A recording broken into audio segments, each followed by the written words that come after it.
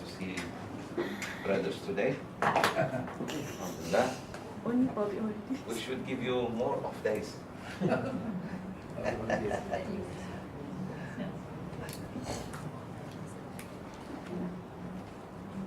Please don't forget to take one of these before you go. It's about Syria. Yeah.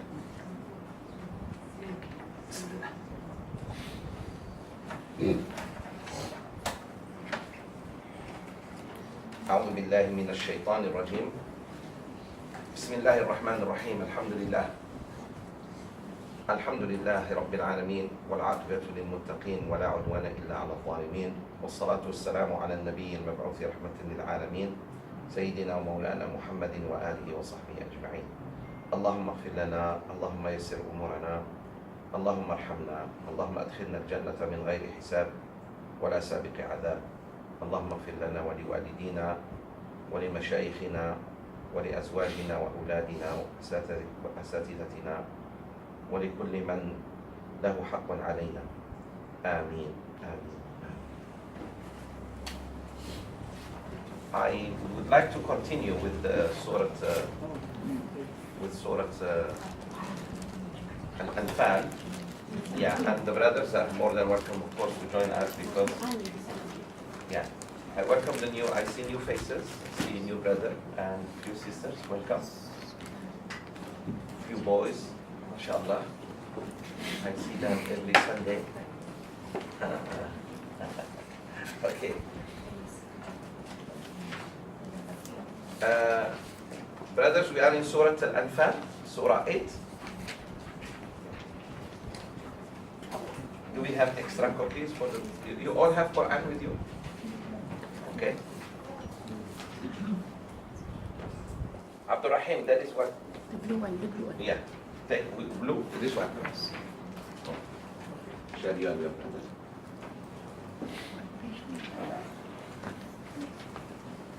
Like that.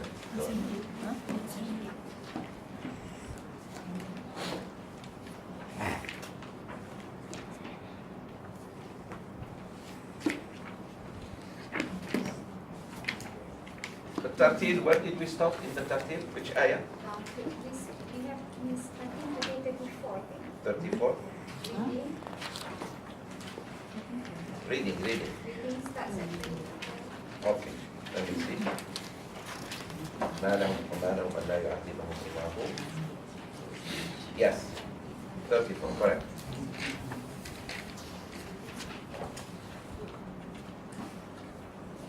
I just want to remind everybody, a class like this in Ramadan is worth 70 classes in Pahala outside Ramadan. Because Rasulullah ﷺ said, all the good deeds are times 70 in Ramadan. Everything you do is times 70. For example, 2 rak'ahs duha is 70 duhas. 70 days of duha. MashaAllah. Sadaqah is 70 times. Umrah is Hajj with Rasulullah sallallahu alaihi wasallam. Is this clear? So that's why you should never get discouraged. Some people say, oh, I'm fasting, I don't go sick. No, on the contrary. Actually, you're catching up what you missed for the whole year, if you just know.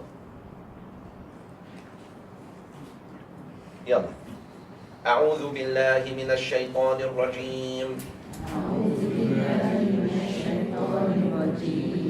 وما لهم ألا يعذبهم الله وهم يصدون عن المسجد الحرام.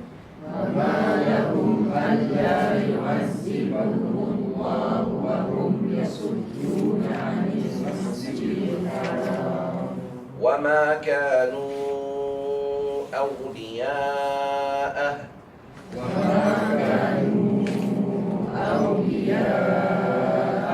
إن أولياؤه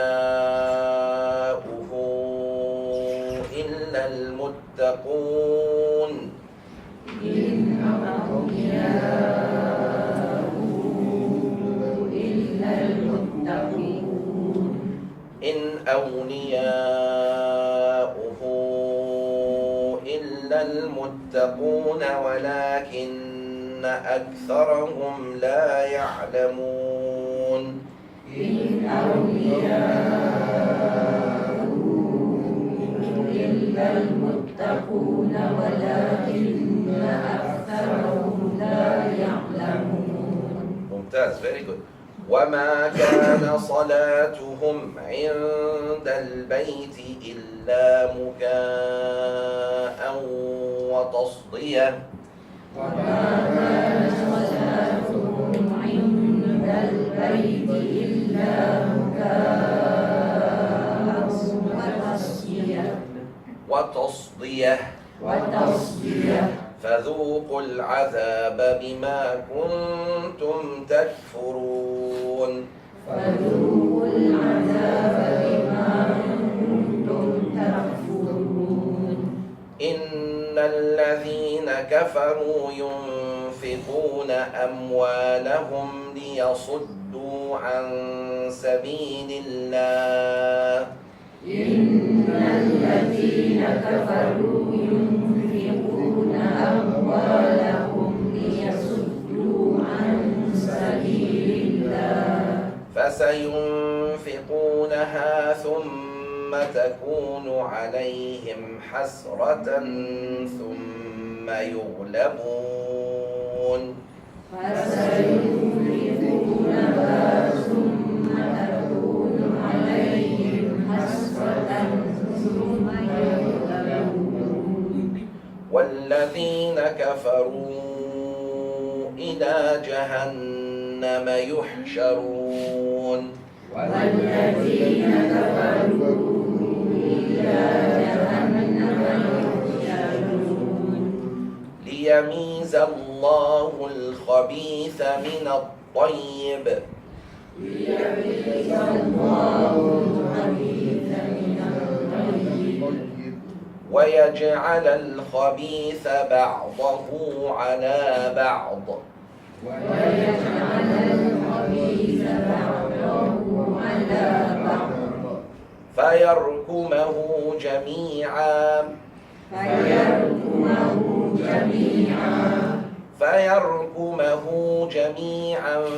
فيجعله في جهنم.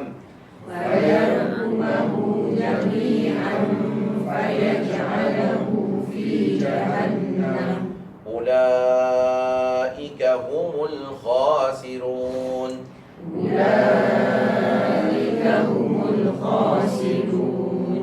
قل للذين كفروا إن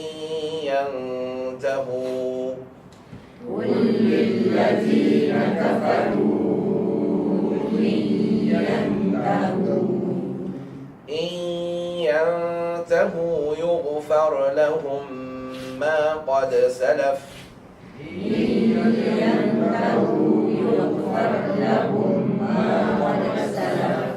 وإن يعودوا فقد مضت سنة الأولين.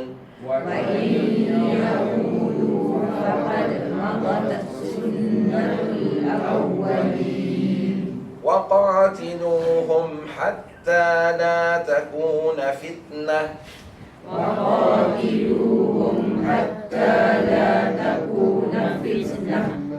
ويكون الدين كله لله.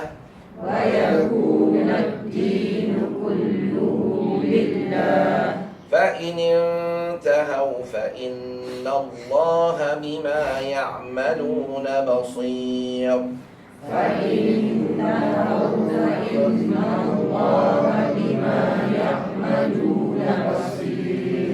وإن تولوا فاعلموا أن الله مولاكم.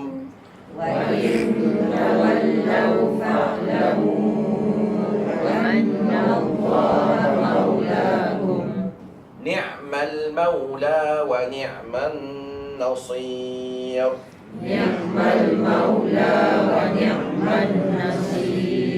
ممتاز, excellent. I love this. Very good. Okay.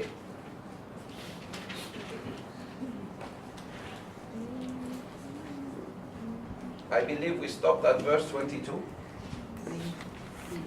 Hmm? No. Yes, 25, yes. Who said 25? I see. Good. Good memory.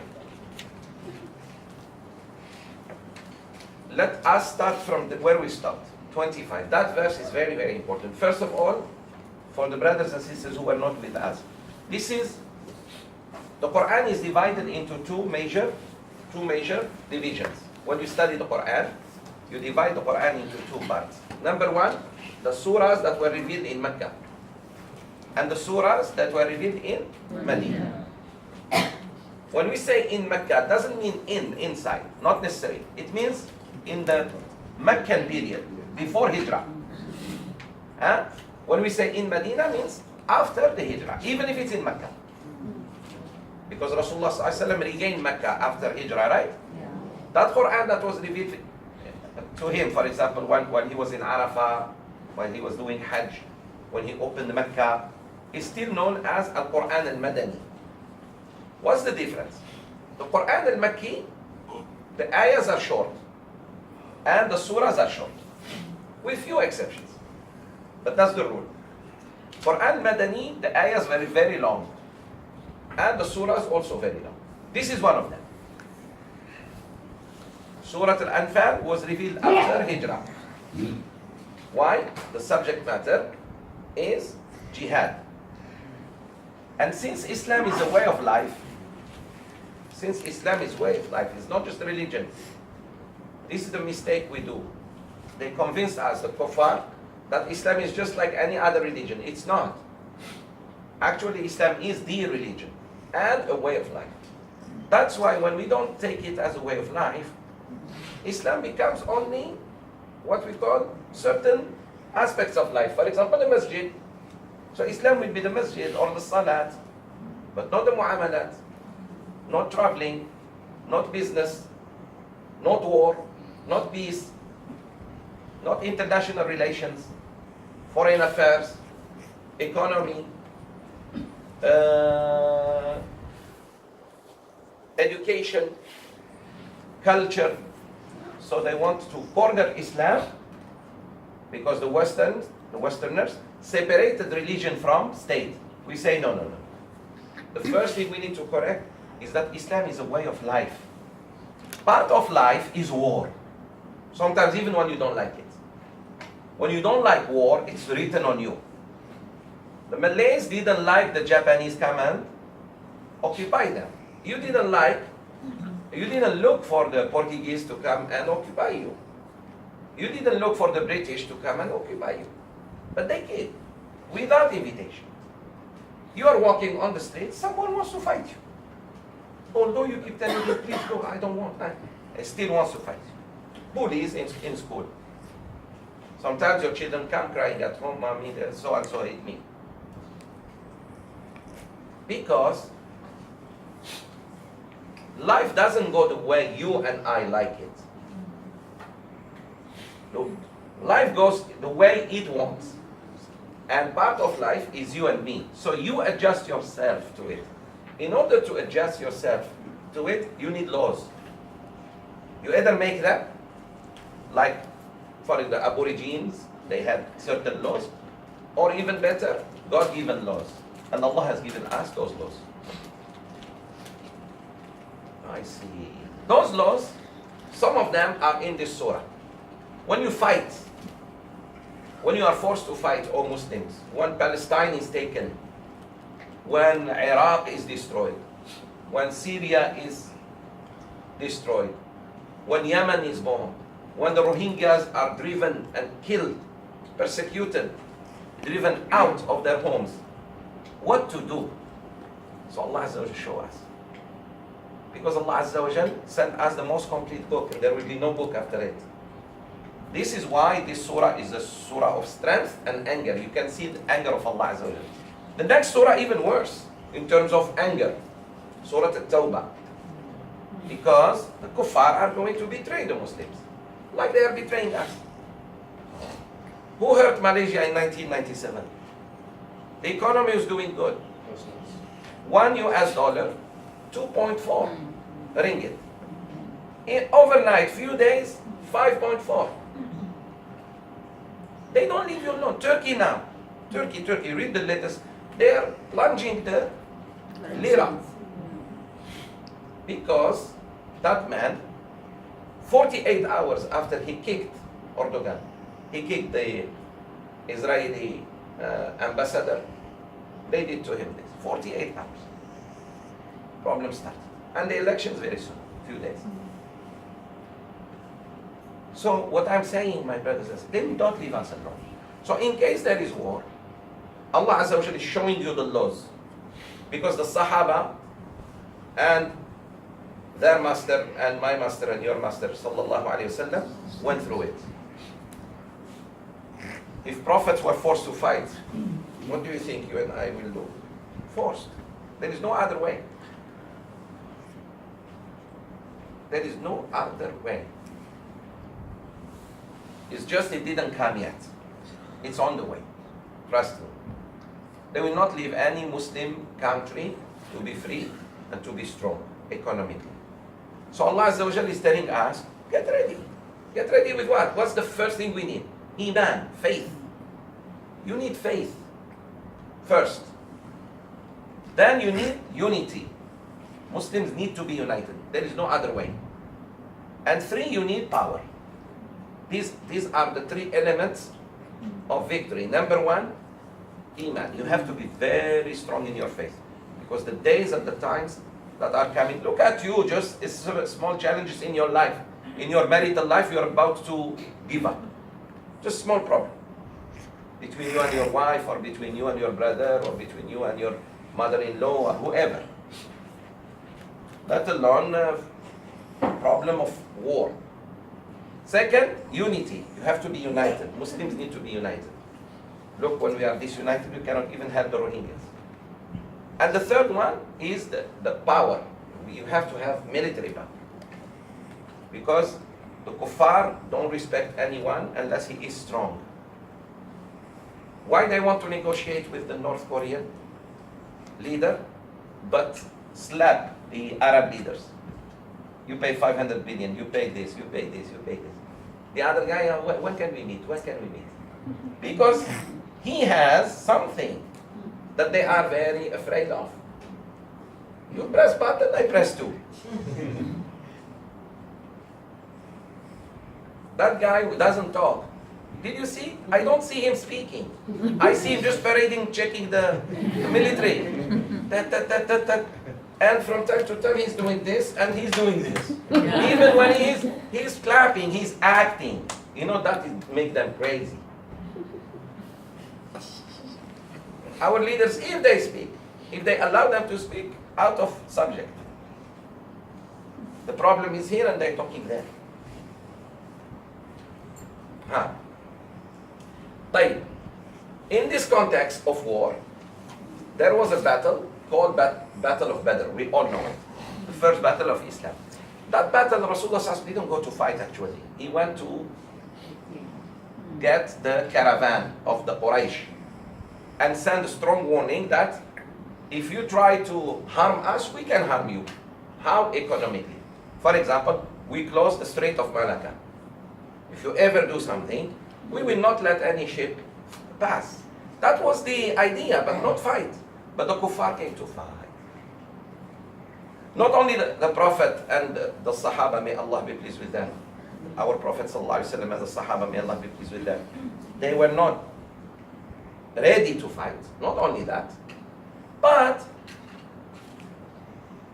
they end up fighting and winning big win. Big victory. What was the victory? 7 out of 8 leaders of Mecca were killed. 7 out of 8. Do you know what does that mean? That's a lot, not even half. 90%. 90% of the kuffar were killed in that battlefield. Meaning, most of the problems of Rasulullah ﷺ were over that day. It's just we didn't see it. Because if they survived the game, or some of them survived, they would do even more and more and more. Just look at one man who survived, Abu Sufyan. He came back the next day to fight with bigger number. He brought more than 1,000. He brought 3,000 this time. Uhud. So imagine they stayed alive, 3 or 4. They would bring 10,000. Because they have connections. They bring the tribes. So Allah Azza wa Jal gave him a big victory. The victory was they were defeated, and big defeat. Although they were not ready to fight. They were just to get the caravan. Why they get the caravan? Why they stop the caravan? Is Rasulullah ﷺ turning into road robber? Na'udhu billah? No. The kuffar confiscated all the properties of the Muslims. For example, you leave Kuala Lumpur for another country, neighboring country, the people take your house, take your business, go to the bank and get all the accounts. What is this? Just because you are temporarily out of the city where you were born. This is your town, your home. You have family here. You have friends. So they go and take. Rasulullah said, you do this, we do this. This is sunnah. Learn it. You touch here, I touch here. They don't want us to do that. They just want you to be sheep ready to be slaughtered. Have you seen the sheep? It surrenders. No. Islam, you cannot let people bully you. If you do that, then you are no less than the bully. Check. Can you do a preemptive attack? Yes, later on. I show you when. First, we are in paying back. Keep coming and I show you when you do preemptive. Because Rasulullah ﷺ did it. When did he do it? Sisters, yalla, don't make me embarrassed in front of your husband. I taught you this. When did he do it? Excellent. After the Khandaq. Yalla, all the sisters give a gift to Sister Salma. Takbir. After the Khandaq. When the non-Muslims came and decided to finish Islam once for all in Medina. That moment he swore by Allah that I will never wait for them to come anymore. And that is preemptive. To go to them. Which another sunnah we don't get. Look at America. Come to us. Yeah, In every sea, in every part of the world, in the oceans and seas, they have first fleet, second fleet, the third fleet, the fourth fleet, fifth fleet, sixth fleet. What is this? Where are Muslims? No. The first stall to sell sugar and food, the second restaurant, what is this? Where are we going? Malaysia, 90% of Malaysia are restaurants. Wherever I go, you find just people eating. Allahu Akbar. That is too much. Number one country in the world. Who said that Malaysia is not number one? Number one in malls. In malls. Should be in universities, schools, I don't know what malls. Because people like to shopping. Do you know that? The first country in the world with, now you may read that another country has more malls. We mean per people, per capita or whatever they call it. Per humans. You have only how many? 30 million people. Look how many malls you have. America has 300 plus million, almost 400, maybe less than you malls. This is the problem. This is problem. Like if you compare America to China in terms of prisoners, China has 1 billion and 200 million. It has less prisons than America that has 400 million. Here is problem. You can see when there are too many prisons, it means there is big problem. The population is 3 million people in jail. 3 million people in jail. More than Kuwait, the whole Kuwait in jail. That is big problem.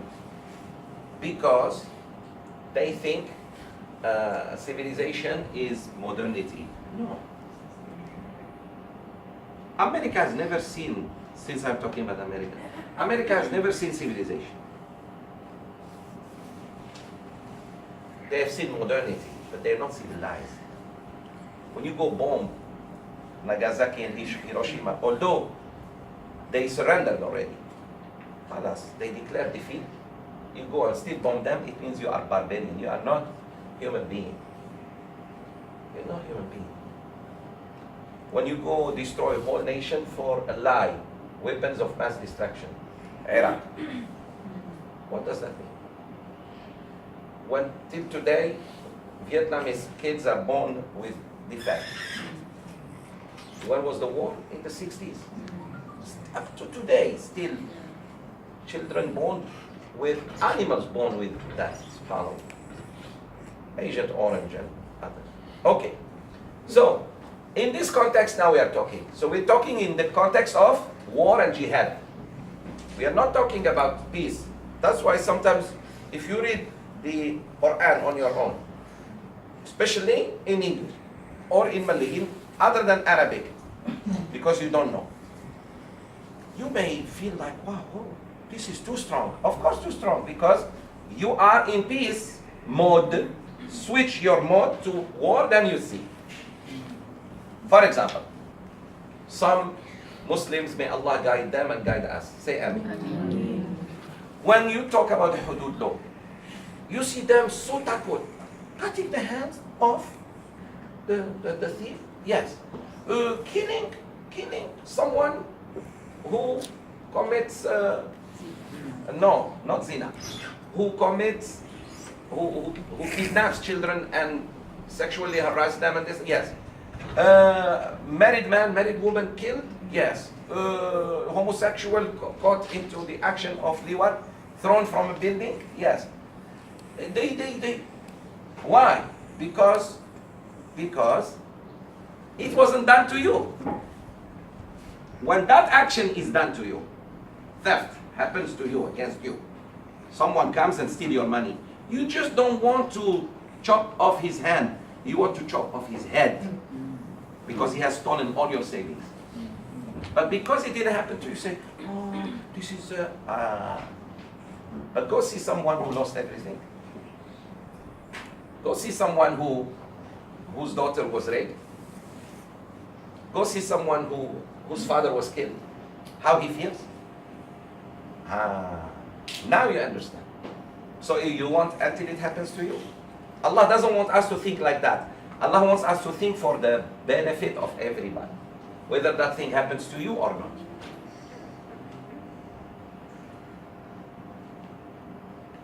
In some societies, they lynch the thief.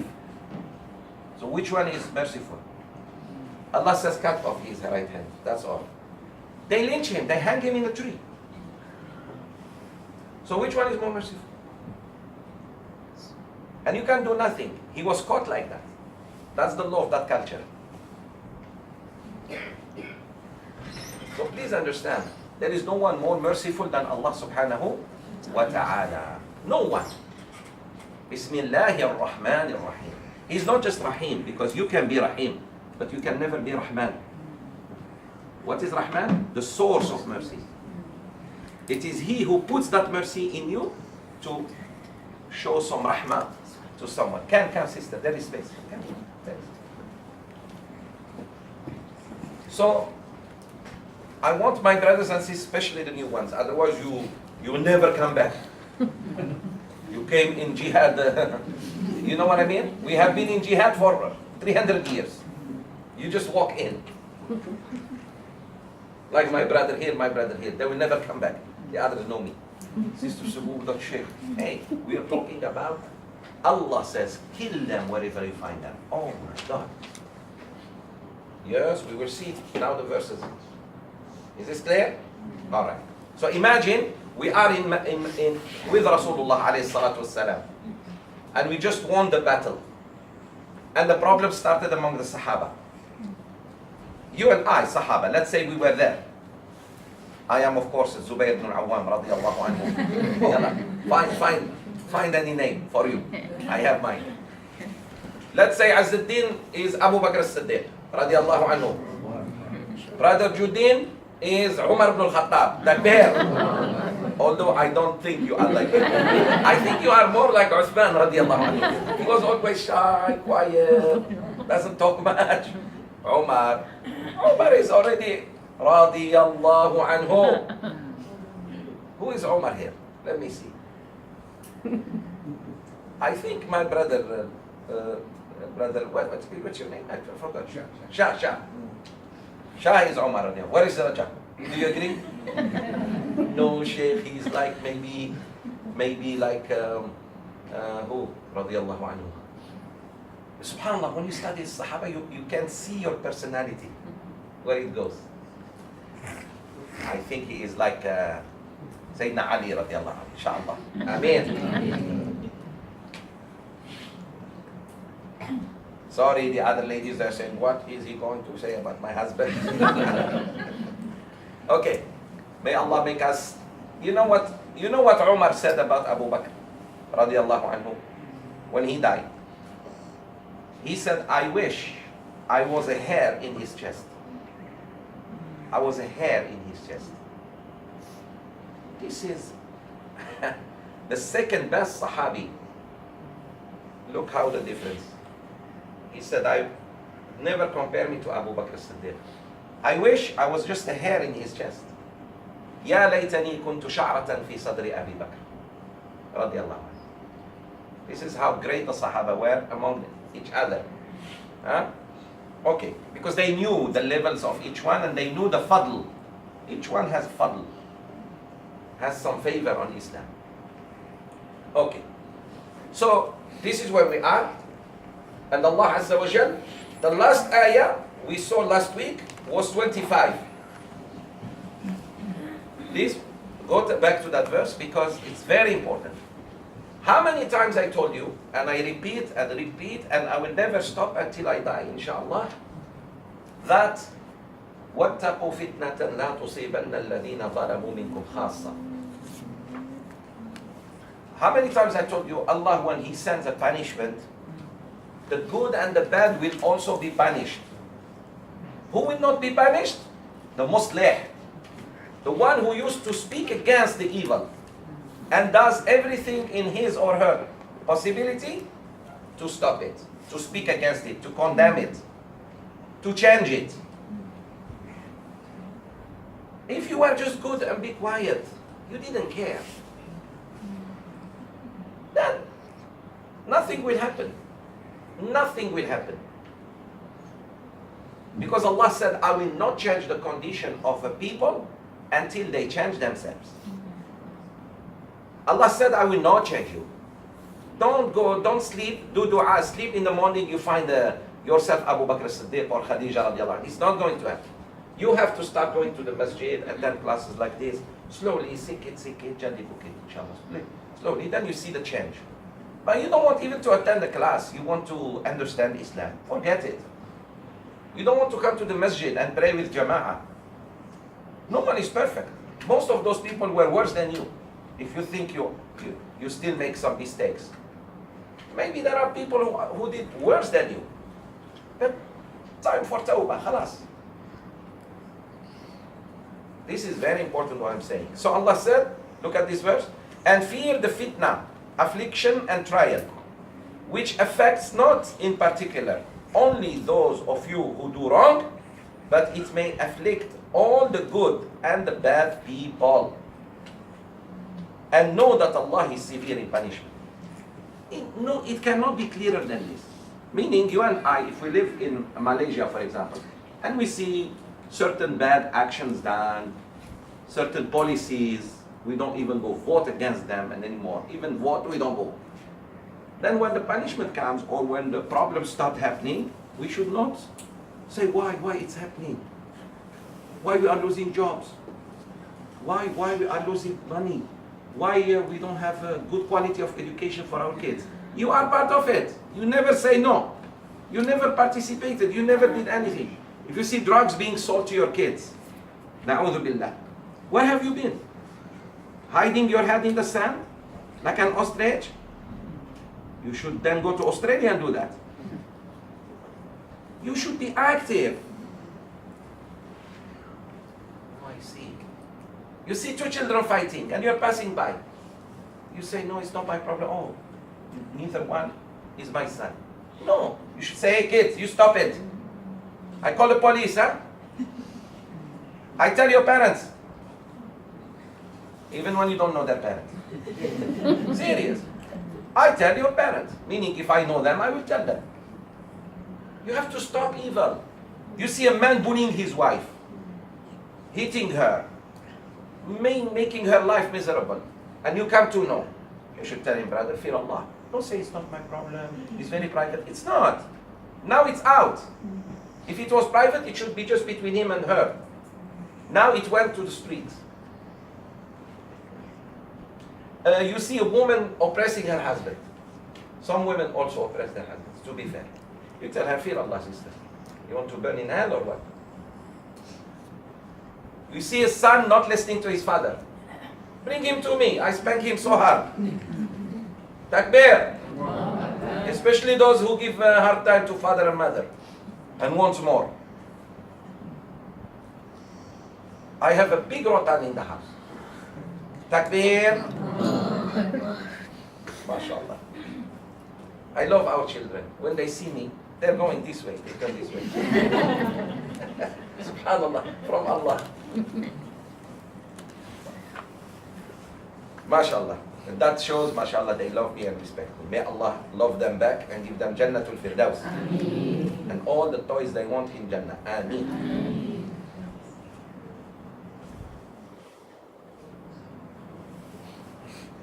Is this clear, this ayah? So when the problem is going to happen, it's not going to happen only to the wrongdoers. Also to the Muslims who are silent. Because what is silence? Consent. Very good. Consent. When someone proposes sister for you marriage and you be quiet, that is consent. When I tell you, brother, I am buying your car for this much, and you're quiet, that's it. Say no, that's too low price. You have to say no. Otherwise, animals are better than us. SubhanAllah, animals, you see them sometimes defending and correcting things. Humans, it's not my problem. No. That's where we stop. Yallah. Now we start with the recitation of the tafsir with Sister Shami. First ayah. Verse 26, yes.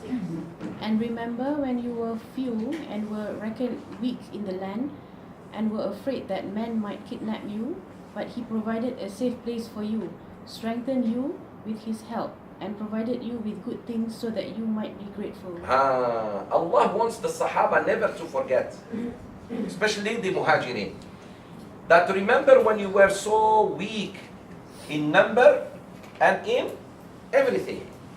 Your number was very few. And you were reckoned weak in the land. And you were so afraid when you left Medina. When they made the hijrah, they were so afraid to be caught and kidnapped by the kuffar, including Prophet Muhammad ﷺ and Abu Bakr as-Siddiq when they were in hijrah. Remember that you were weak and afraid. Don't forget that. And who gave you security and strength? It is Allah Azza wa Jalla. And He, subhanahu wa ta'ala, provided a safe place, Medina, for you. Remember, Ta'if was not safe for Rasulullah sallallahu alaihi wasallam. After Mecca, Ta'if, he tried in Ta'if, he was chased, badly chased, he was injured, sallallahu alaihi wasallam, because children started throwing what? Stones and rocks and wood on him and this and that. So he was badly injured. He was bleeding from his feet, from his face, sallallahu alaihi wasallam. Then Allah gave you a city which is not only safe, but all love you, O Muhammad. That comes from God, my sisters and brothers. All the ni'mah that we are enjoying today, all the ni'mah come from Allah. Never forget the car you are using, the watch you are using, the job you have, the pension you have if you are retired. All that comes from Allah Azza wa Jalla. Never forget that and thank Him. And the more you thank, the more He gives you. Never ever, how are you? Alhamdulillah. Even if you are, only Allah knows your situation. I mean it. Remember what we said a few days ago in the advice about how to be positive. How are you? I am alhamdulillah, fine. Sometimes you ask people, how are you? They put you down with them. So so-so. What is so-so? Say Alhamdulillah. What do you lose by saying Alhamdulillah? Some men, you ask them, how are you? They say the business is not doing well. I didn't ask you about business. I asked you about you. So he and the business are one.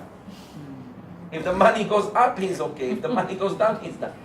La ilaha illallah. Careful, my brothers. This is being ungrateful to Allah. فَآوَاكُمْ. He gave you ma'wa. He gave you shelter. وَأَيَّدَكُمْ بِنَصْرِهِ. And He has strengthened you with His help. The help came from God, not from the Ansar. It was Allah who turned the hearts of the Ansar to like you. Because look at the people of Ta'if, they didn't like you. So who made these people not like you and these people like you? It is Allah Azza wa Jalla, it's not them. Okay, very good. And provided you with good things so that you might be grateful. He provided you with good life. Remember the good things? The Ansar shared everything with the Muhajirin. Everything. And that's good. And that's how Muslims should be. So that you might be what? Grateful. Tashkurun. Shukur. The Malays, long time ago when I came, I used to hear them saying Shukur, Alhamdulillah. Now no more Shukur. This word Shukur is, how are you? Alhamdulillah. What is Shukur? You used to say it. Keep it. Or fine, okay. Or not okay. What is this? Why are people like this? A lot of Muslims, when you ask them how are you, this is not doing well, the knee is hurting, the back is hurting. Alhamdulillah. Then, if people ask you specific questions, you may share with them, up to you. This is very important, about thankfulness. So look, in the middle of jihad, Allah is telling us, don't forget to thank me. In jihad, let alone in peace. Okay. Ya ayyuhalladhina amanu, Sister Rosita, next ayah. O you who believe, betray not Allah and His Messenger, nor betray knowingly your amanat, things entrusted to you, and all the duties which Allah has ordained for you. Allahu Akbar. Come bring this ayah now to tell. All you who believe, that is you and me, لا تخونوا الله. Can a person betray God? Yes. Betrayal of fellow citizen can lead to death, called treason. You betray your nation, you betray your country, it's called treason, and therefore punishable by death. How about betraying God and His Messenger? How do we betray Allah and His Messenger? You betray Allah when you never open your Muslim. You never open the book. You don't study the Quran. You betray Allah by hearing the adhan, and instead of going in to pray, you pass. Because you have something to do with the kids. Allahu Akbar. What's wrong with Muslims?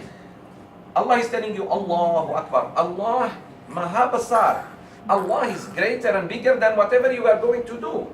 Come to Allah. And as if, subhanAllah, you're not going to do it after that. As if the salat will prevent you. No. Salat is to give Allah His right. Then go to your, your whatever, errand, run your errands. Go ahead, no problem. But stop, show respect to God.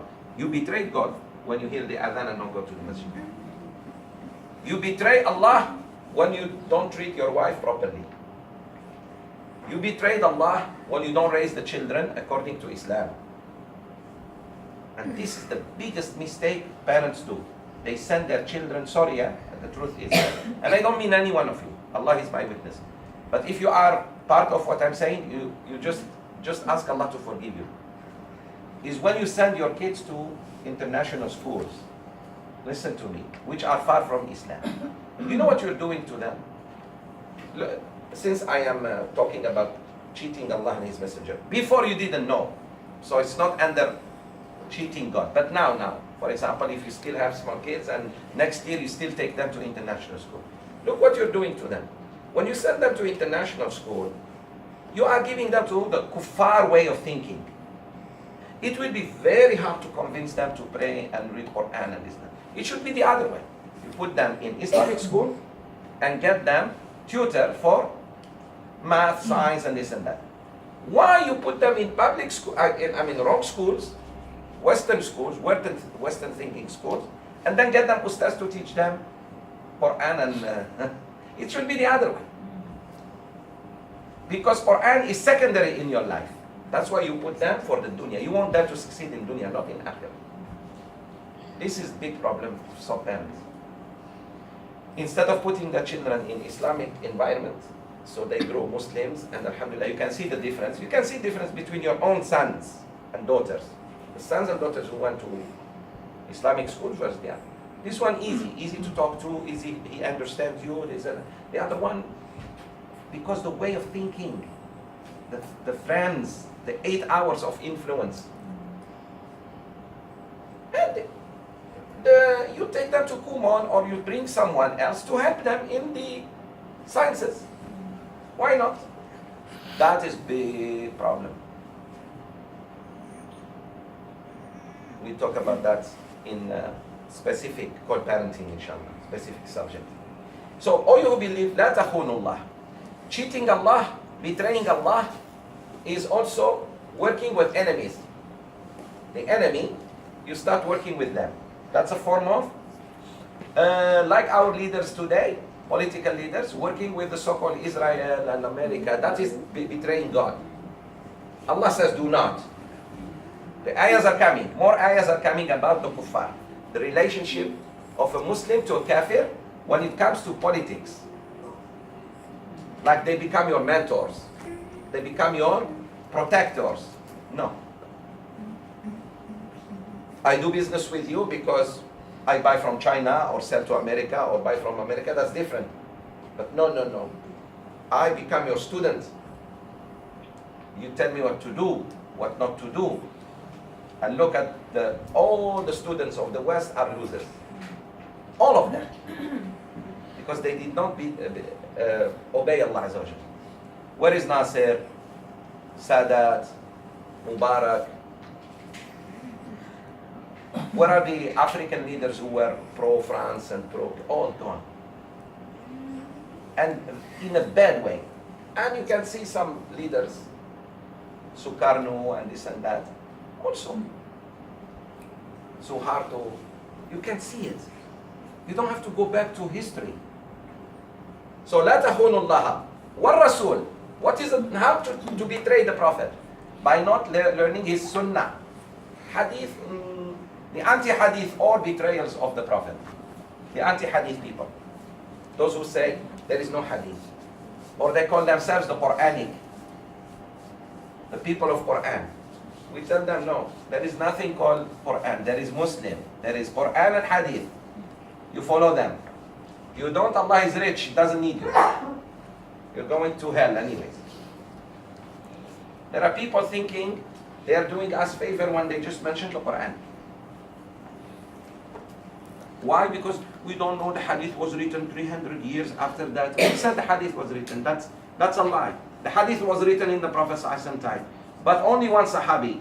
Because the Prophet didn't want the hadith and the Quran to mix in the minds of the people. Second, he ordered Abdullah bin Umar radiallahu anhuma to write hadith.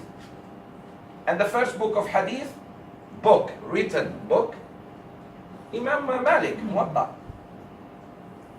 Imam Malik very close to the Nabi alayhi salatu wasalam.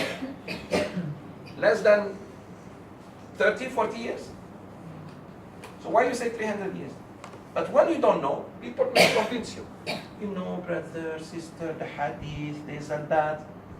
This hadith is weak. Of course, we have a hadith. That's why we have ulama of hadith. The strictest science ever is the hadith. The strictest science ever in Islamic knowledge and any other knowledge is hadith science.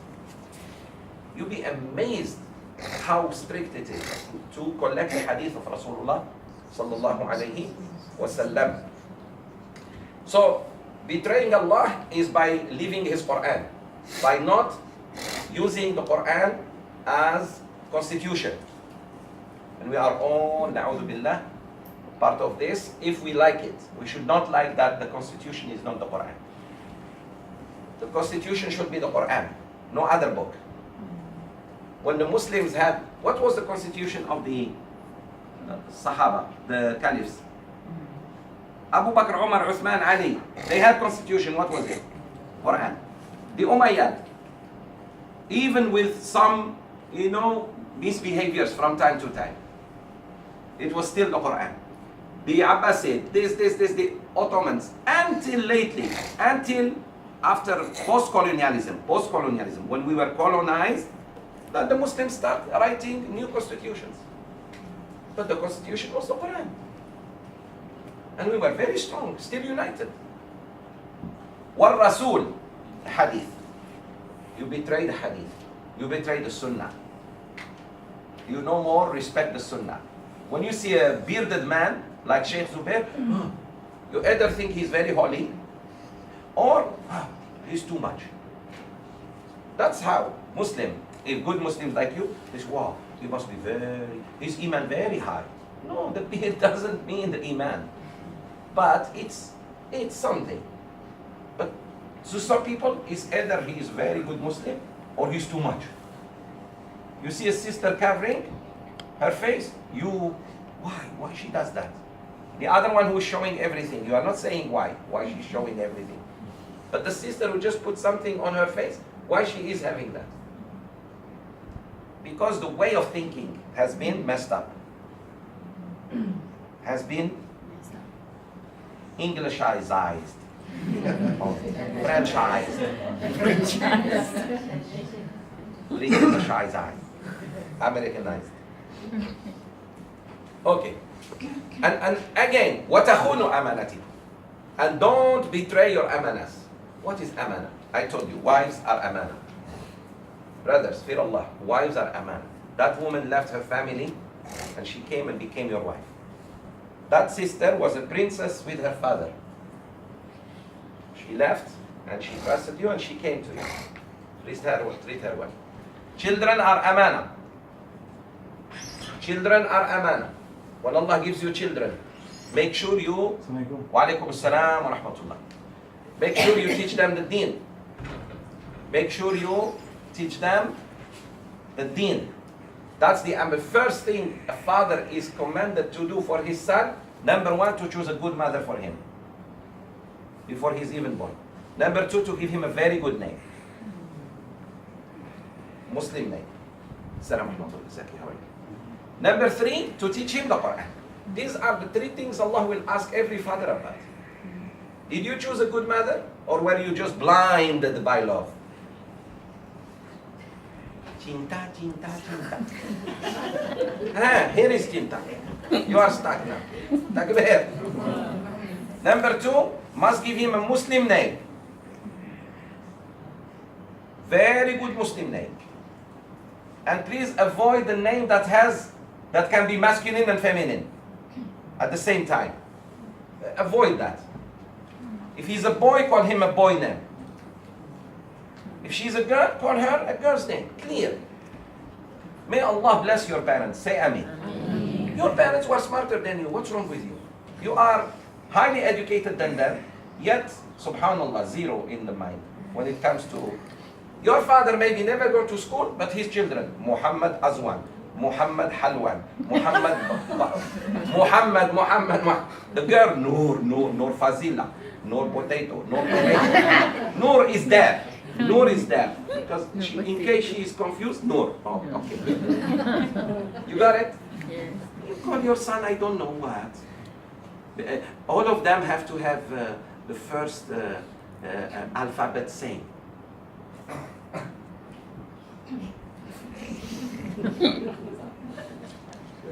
Who is like that? Fazila, that is YouTube. No problem if the name is good. But if the name is... Where are you going? Like that. Zubair, Zarof, Zinedine Zidane, one more, Zebra. Allahu Akbar. Yeah. Well, for example, you run out of just normal. And you know, actually, we are not supposed to name until the baby is born. Already the couple went and Googled and Yahud and Yahud, Jews. La ilaha illallah. Wa antum ta'lamun. Don't cheat your amanas. Power is amana. When people elect you to office, mister, it's not to steal money and to stack your house with gold and silver and I don't know what. It is to serve the, that is amana. If Allah Azza wa Jal, you sisters, teaching is an amana. The money of your husband, sisters, is amana.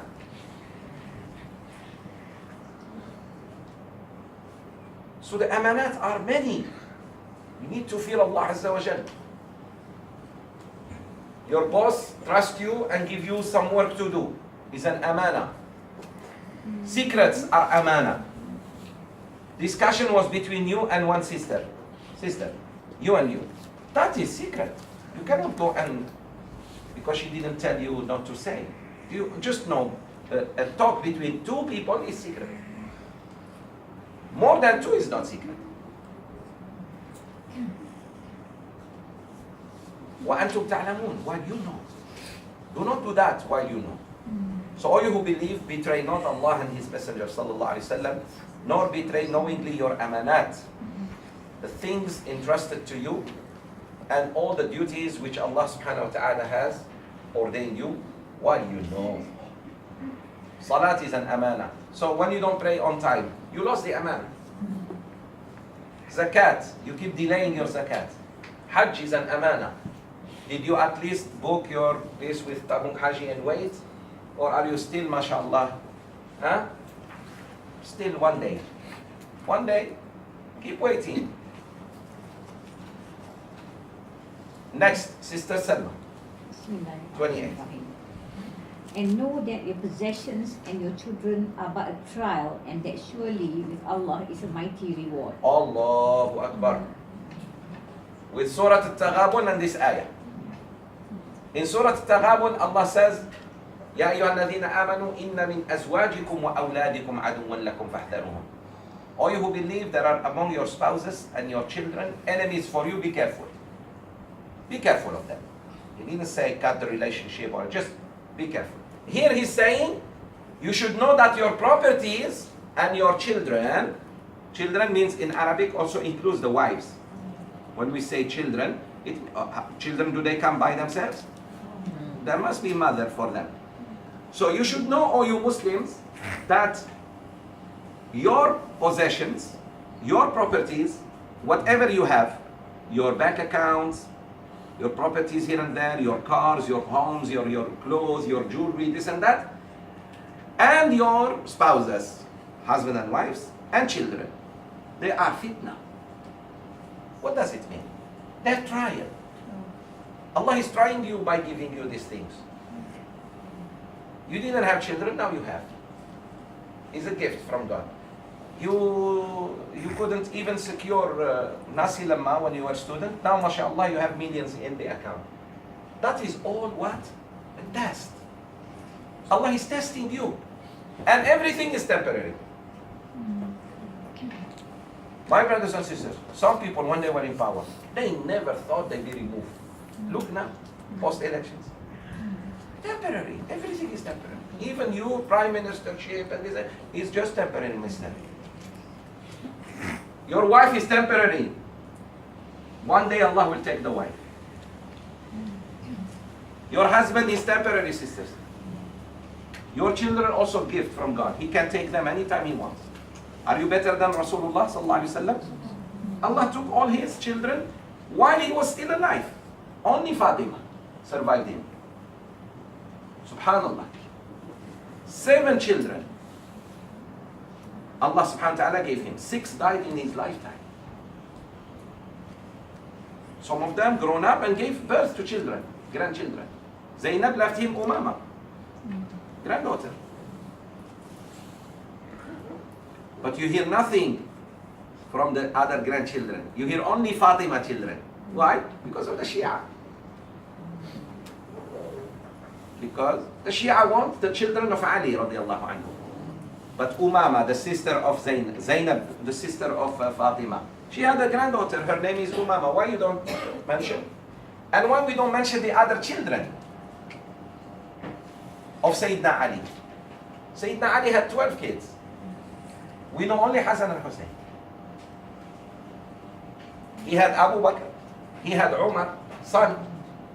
If Ali radiallahu anhu problem with Abu Bakr and Umar, may Allah be pleased with them, like the Shia say, why did he name Umar and Ali?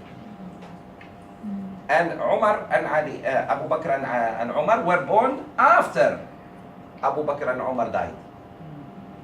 He would not have named. Like the Shia lie and say in the... He had Musa, a boy called Musa. We don't hear this. Muhsin, Hassan, Hussein, Muhsin. Why Muhsin we don't mention? And why among Hassan and Hussein we hear only Hussein? Because Hussein married a Persian woman. Princess, the last princess, Shanaz. So this is why it's a racial thing. The Persians want the children of this woman. Although Hussein radiallahu anhu had 4 wives. 3 Arabs and 1 Persian. The children of the Persian does matter, do matter.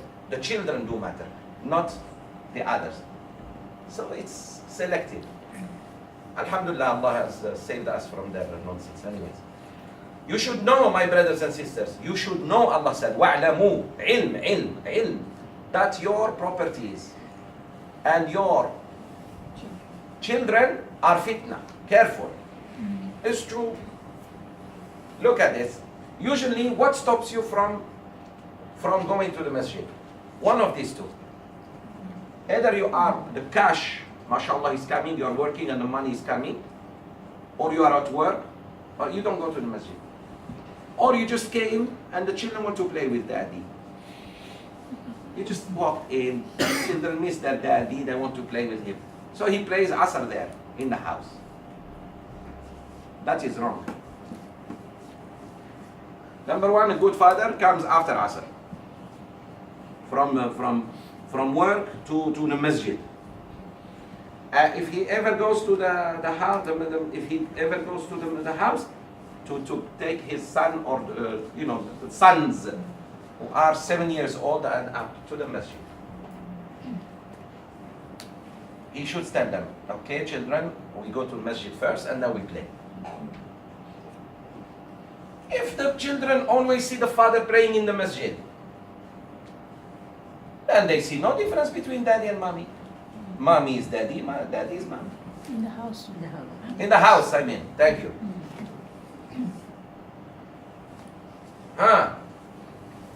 Serious. Masjid is for man. House is for women. Takbir. Sometimes I find more women in the masjid than men. Especially the old ladies, mashallah. Fajr, they're competing with you. You're driving 40 kilometers, she's driving 60 kilometers. Wow. With telecall like a hantu. MashaAllah. May Allah bless our mothers. Yeah, because they realize, wait a minute. I may have been in the 60s, Pyramid time. Now they realize, alas, we need to catch up. So my brothers, serious. This is a message to the brothers. Men pray in the masjid. Women pray at home. Doesn't mean sisters cannot join us. By all means. But why Rasulullah ﷺ commanded us to build masajid? Why? Only the old datos who are about to die? No. And the moment you see more youth in the masjid, then alhamdulillah, we are on the right track. The moment you see black hair more than gray hair, we are okay. When you see the first 3-4 rows all elders like our masjid, and only two or not yet. We didn't get it. All right. وَأَنَّ اللَّهَ عِنْدَهُ أَجْرٌ عَظِيمٌ. You should know it's a fitna. It's temporary, and Allah is testing you with the children and with the property. He's just testing you. And that Allah Azza wa Jal has a great and mighty reward.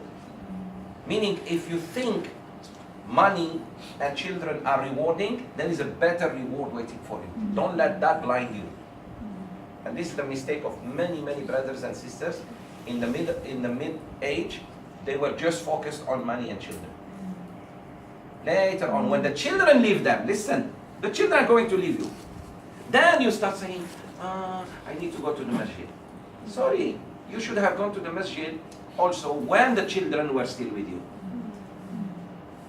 I'm focusing on the masjid because the moment Muslims come to the masjid, many good things are going to happen, my sisters and brothers. Take advantage of the masjid, my dear brothers and sisters. I tell you why. One day, I personally want to leave this dunya from a masjid, any masjid. So, to Allah, I didn't just come for that, because that I was forced to. It's my family who actually did me a favor. May Allah reward them whoever, and my friends who brought me to the masjid. And please, I told you wasiyah, I want to go out of this dunya after salat. Don't be in a hurry to bury me. Salat, Subh, Dhuhr, Asr, Maghrib, Isha, I don't mind. Bring me, don't take me to the grave until after salat. Zaki, it's in your neck. Alas. Why? Because definitely there will be good people coming to pray salat, and they don't know me. And then the imam says, Salatul Janaza, they will stay. Maybe one of them is really pious, close to Allah Azza wa Jalla. You don't know, a sister, brother, anyone. When they pray and they don't know you, that's sincere. You see what I mean? Sometimes half an hour before Salat, they take him. Another half an hour. No, they say, let's go. What is this?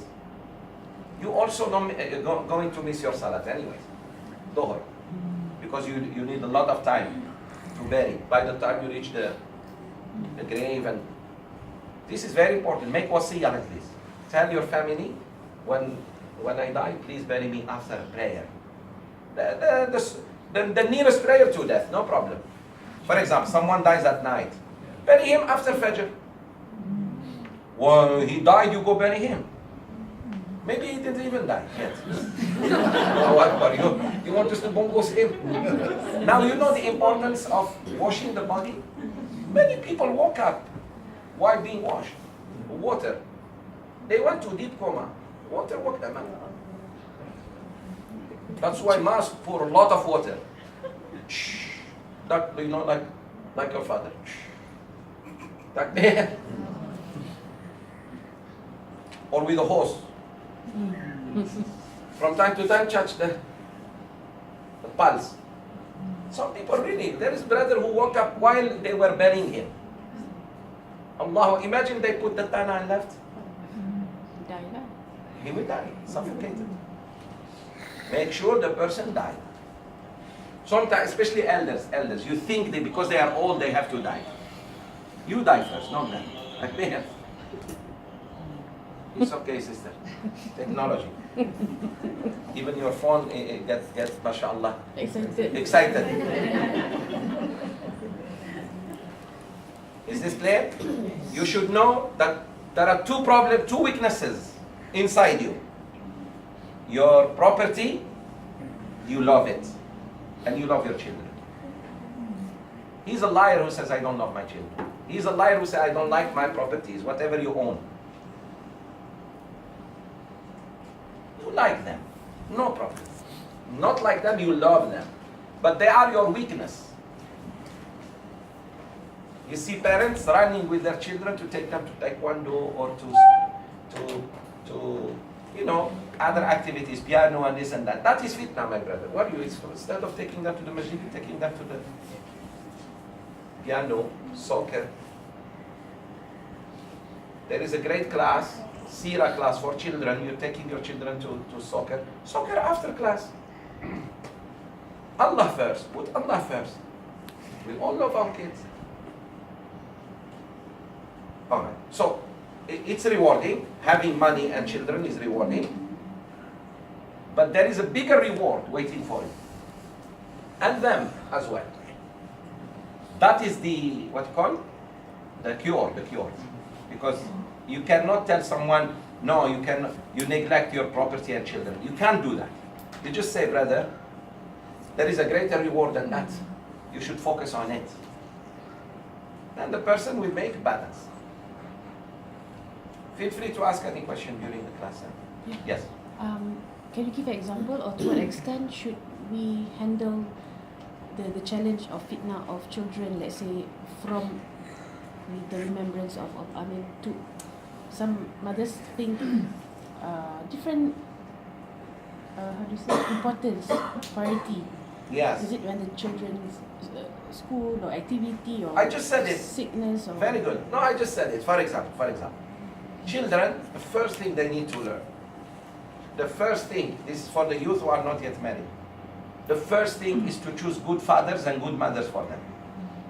That is more than 50% of solving the problem before it comes. Number two, give good names. Rasulullah SAW, why he focused on the name? Now psychologists tell us why. The name of the child plays a huge role on his identity and personality. You name him a good name, he will behave accordingly. And Rasulullah SAW said, each one of you has a share from his name. Each one of you has a share from his name. Okay. You say choose good wife. Your parents choose for you, or you choose for yourself? Wallahi, my parents choose for me. How about that? I trust my parents. My parents gave me life. My parents, Allah chose them for me to be in this world. My parents gave me the best. Why not trust my parents to choose for me? Why not? But you just tell them, please, I want certain criteria. For example, number one, the religion. Maybe your father and mother not very religious. I say, I would like, no, we all jato cinta fall on our heads. And I told you, when you fall in love, it hurts. Because you fell. Why? You should just love. Why you have to? And real love comes after marriage. Why many relationships before marriage is love, after marriage is hate? Because they were lying. They were playing an Indian movie before the marriage. It was Bollywood.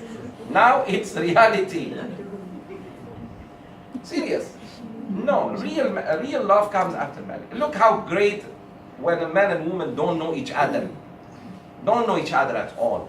She comes with a pure heart to marry, and he comes with pure heart to marry through family. And then, wallahi, Allah will put so much barakah. So much barakah. But they have to be, he agrees to marry and she agrees to marry. Not forced. Forcing is haram. But why not parents? Why not parents involved? You grew up and now you can choose for yourself. But when you have trouble, you always run to your parents. Choose for your kids. Sure. Suggest for them. Yes, sister. We all of us are guilty. We tend to choose chemistry, but we forgot that biology comes before chemistry. Takbir.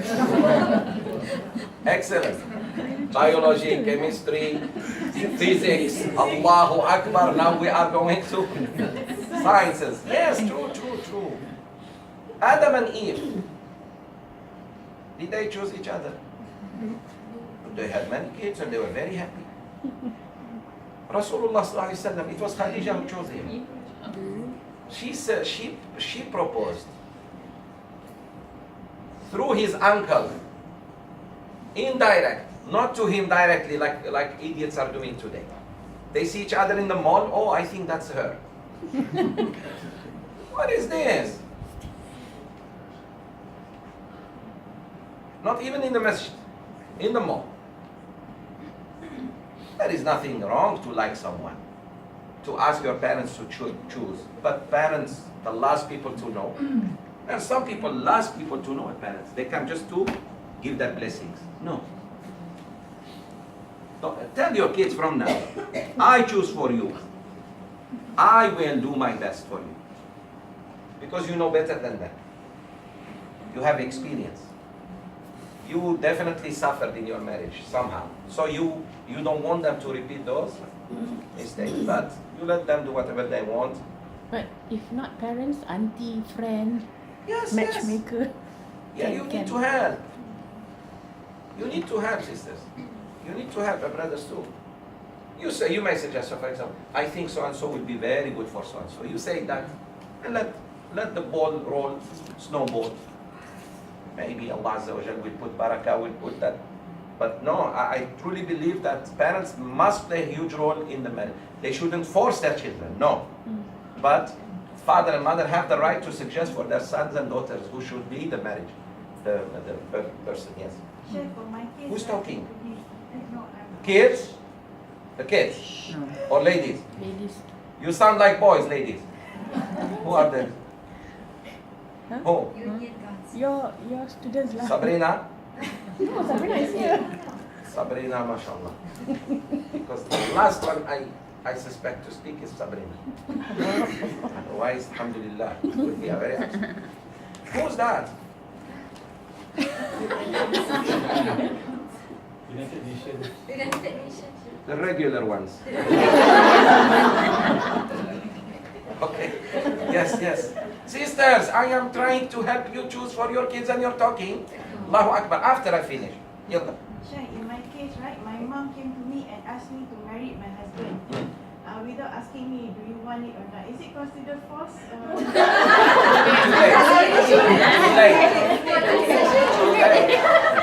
Too late. We can't do much. You're stuck already. Okay. No, you did what a good and innocent girl have done and should do. May Allah reward you and bless your marriage. That's it. Alhamdulillah. Yeah, you kept quiet. Khalas. But alhamdulillah, sister, look, no one is perfect. Please understand, every man has flaws. Alhamdulillah, he's Muslim, he's a good man, he's trying his best. But don't do that to your kids. Meaning, you choose through family and friends. This is very important. Look, I have 2 eyes. But if I use 8 eyes, 10 eyes, 20 eyes, better. You know what I mean? If I use 20 minds, better. People know each other. And in marriage, you don't just ask about parents. Ask about the grandparents. Who are your grandparents? It could be that the son doesn't have a grandfather. Very important. It could be the girl is not halal girl from halal marriage. You just fall on your head? Okay. So, what was your question before my brother asked something? No, some others might not know what is the priority of. I don't know how to explain. Like, like to go masjid or go class or film versus children's needs, whether it's as important or less. Because they are far away. No, the idea is very clear. Deen before dunya. The deen before the dunya. What we're putting the dunya before the deen. I said the deen before. I didn't say only the deen. Choose the deen. ربنا آتنا في الدنيا حسنة وفي الآخرة حسنة وقنا عذاب النار. But the dunya cannot come before. So I should think about how to orient this child now towards Allah. From the earliest I start, the easier it's going to be. I give you an example of girls. If you teach your daughter from young girl to wear hijab, she will not feel hot when she becomes teenager. At the age of teenage, you tell her when she's seeing all her friends, it becomes difficult. But when you start from young, she's wearing hijab. Children, from young they pray. From young they fast. It will be easy for them. Usually we let them until they are somehow the dunya filled their hearts and minds, and we want them to be just to do the right thing. It's quite very difficult. So start with the deen first. Teach them the Quran from young age. Children memorize just like this. Just drop them in a Quranic school and lead them. You'll see, in few months they finish. They finish 10, 20 juz. At least there is enough Quran for you in the grave. When you die, they come and read. Not just Yasin and go home. They will read many surahs. They will read anAnfal. وَاعْلَمُوا أَنَّمَا أَمْوَالُكُمْ وَأَوْلَادُكُمْ فِتْنَةٌ. Serious. You want them to read قُلْ هُوَ اللَّهُ أَحَدٌ and go home? Oh my son, I miss your voice. You keep reading. So deen before the dunya. The dunya will come, will be open on them. And they will leave you. One day they will leave you. Like you left your parents. So it's just fitna. Enjoy them in their youth with you to the masjid, brother take masjid, mothers, classes like this. Ya ayyuha alladhina amanu in tattaqu. Sister Lisa.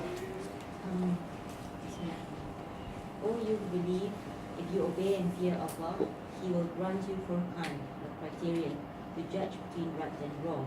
Or Makhraj, i.e. making a way for you to get out from every difficulty, and will expiate for you your sins and forgive you, and Allah is the owner of the great bounty. Very good.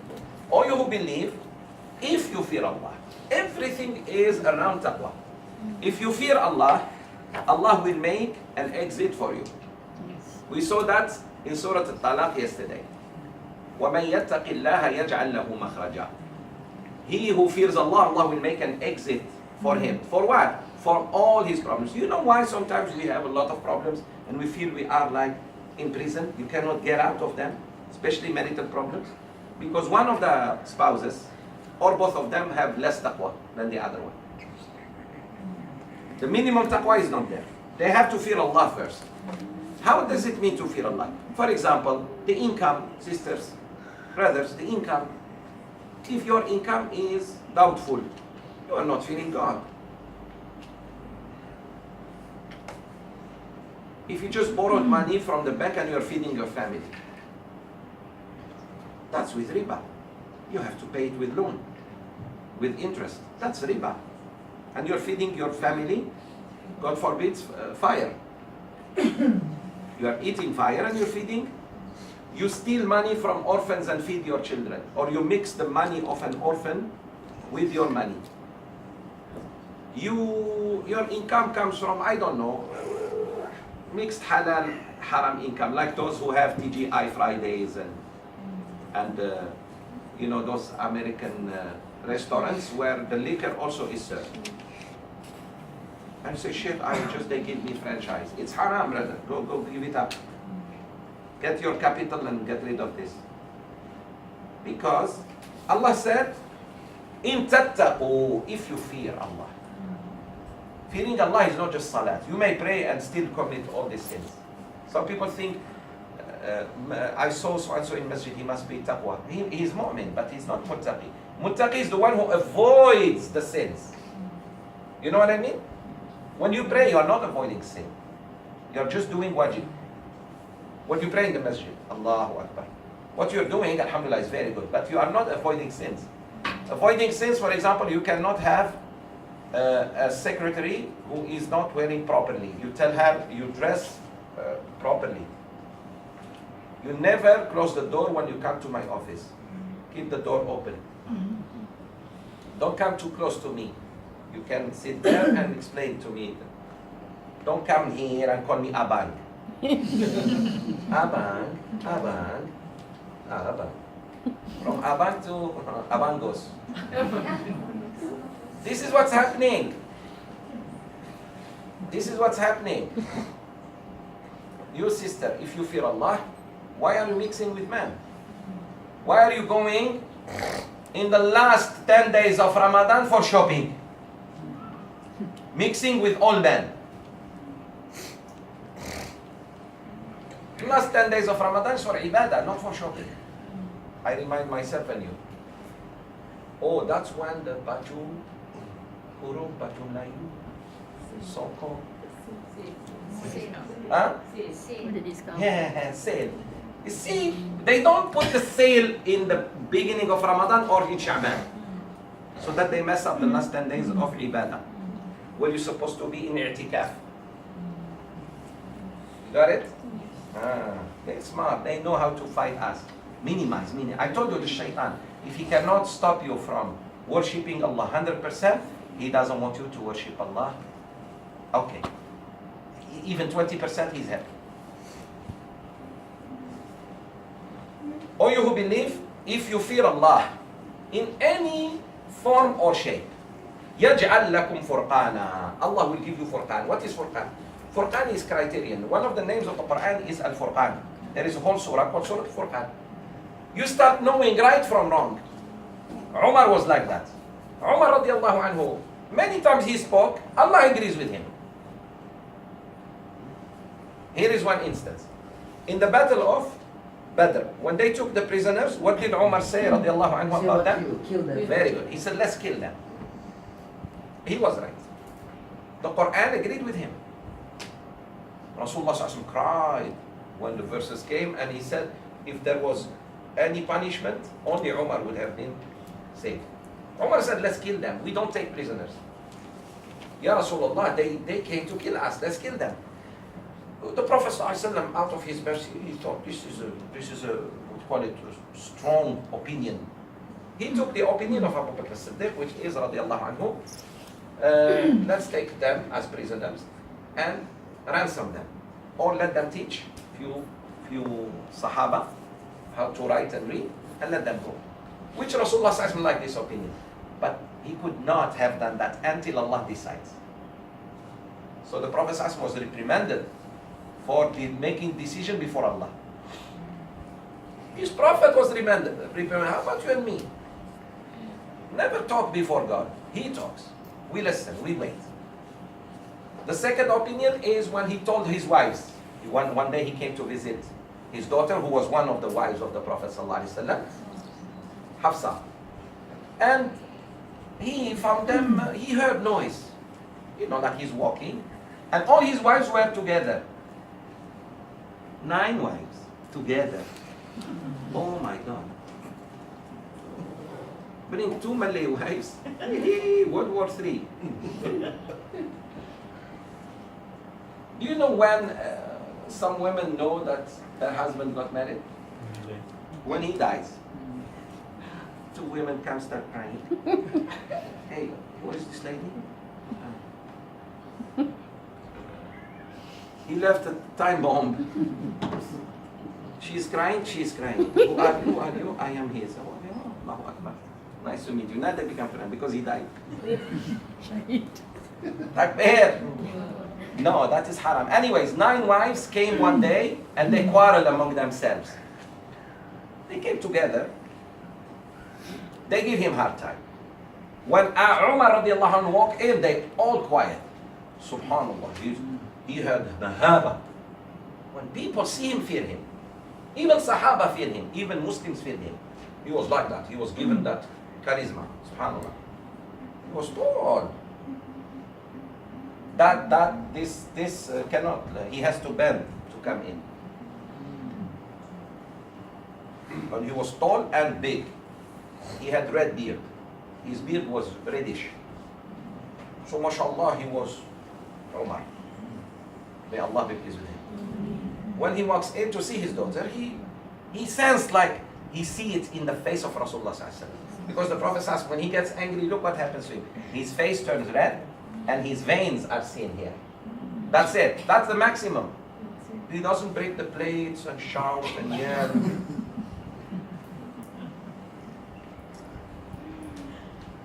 Like some men do. May Allah forgive them. Say Ameen. Amen. So he walked in and he said to them, he went to his daughter.